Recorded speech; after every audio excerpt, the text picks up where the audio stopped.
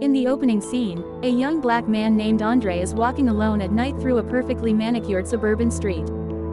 A little sports car pulls up and starts slowly tracking him. Andre gets spooked, says, "Fuck this shit," and changes directions to briskly walk back the way he came.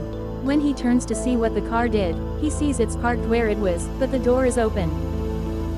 From out of nowhere, a man in a medieval helmet attacks Andre, renders him unconscious, and drags his body to the car. With croissants and coffee, Rose arrives at the flat of her boyfriend Chris, a photographer. He worries that they are unaware she is dating a black man as they prepare to travel for the weekend to see her family. She reassures him that they are really progressive even though they may occasionally say something dumb.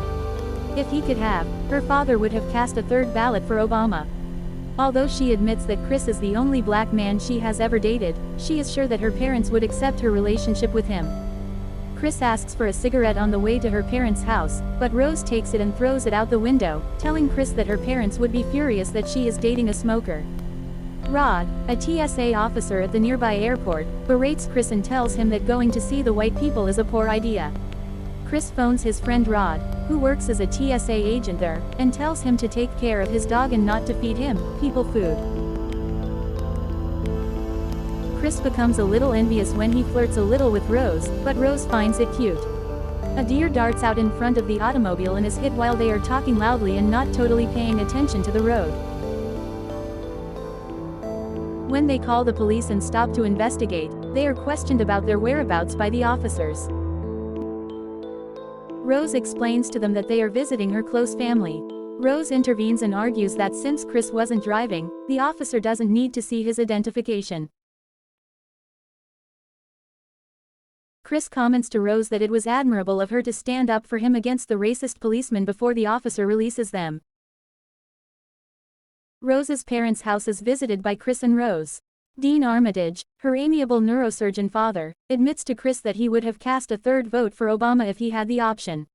Missy, her mother, practices hypnosis in a curiously icy manner. She offers to use hypnosis to help Chris break his nicotine addiction, but Chris feels uncomfortable with her meddling in his thoughts. Additionally, the Armitages had two black employees working for them, housekeeper Georgina and groundskeeper Walter Marcus Henderson. They were hired to care for his parents, and Dean would have felt horrible firing them. Dean admits that it looks bad for two wealthy white people to have two black workers.